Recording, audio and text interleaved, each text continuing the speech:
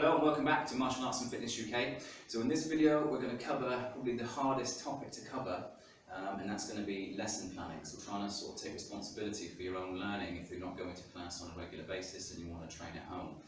A lot of you may already know the moves already. If you've been training for a little while and you've got a bit of knowledge under your belt, then that's great, but maybe the hardest thing is to try and structure that into a lesson. It's kind of difficult walking into an empty room and trying to motivate yourself and think, what do I work on today?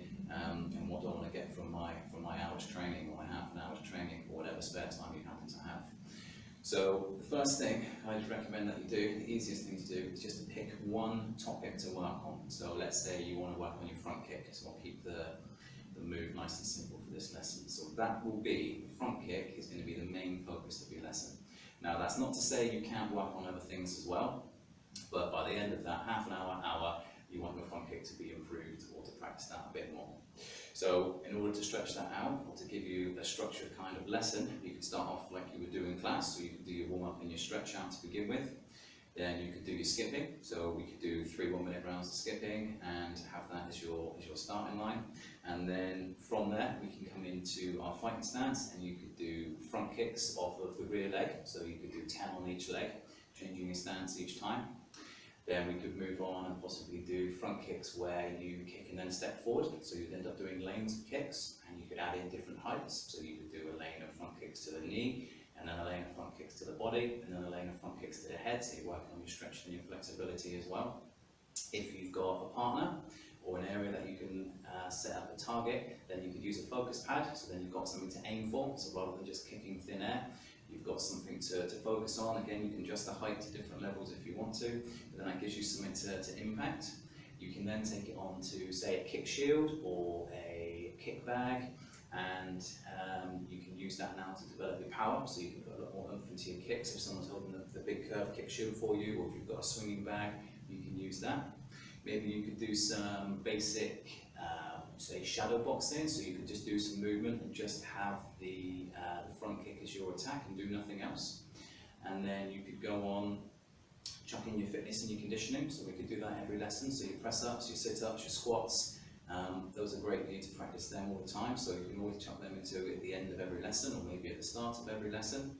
And then to finish off the lesson, you can have some more stretches. So again, you can work on the muscles that you're going to be using for the front kick or all of the other kicks. So the main point is, for this one, because it's such a big topic, is to focus on one thing at a time. If you've been training a bit longer and you want to chuck in some other things, there's no reason why, say, we could chuck in jab cross, for example. So you can work on your jab cross, and then you can add that in. So when you're doing your movement, you could do jab cross front kick. You could do jab cross front kick to 3 different heights. So you can start to layer the moves that you know and add that in there as well. The great thing about doing a lesson plan like this is it's kind of versatile, and you can change it from any moves. The whole lesson plan we've just done, you could do exactly the same thing with side kick, or you could do exactly the same thing with roundhouse kick or spinning back fist. So the beauty of it is you can chop and change, and you've got a set format there that you can use in order to help you with your training, no matter what level you're currently at.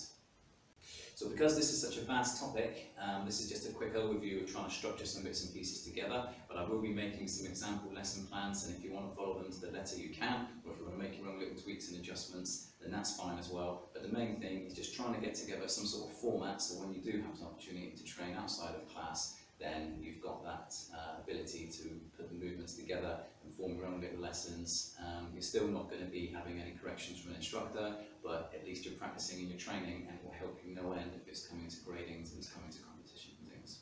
So that's it, that's your lesson plan. So you can start off with your warm up and your stretch. You're going to pick your basic movement that you want to work on. You can do your skipping to begin with. You're going to start off by doing things on the spot. You can move it on by adding a bit of lane work and moving up and down the space. You can do a bit of free movement, so you're all over the place, a bit more shadow boxing kind of style. You can move on to some focus pads, so you've now got a target to aim for instead of just hitting thin air. You're then going to take it on to the Kickshield or the punch bag, and you've got something now to put a bit more oomph into it, practice your power, develop your power.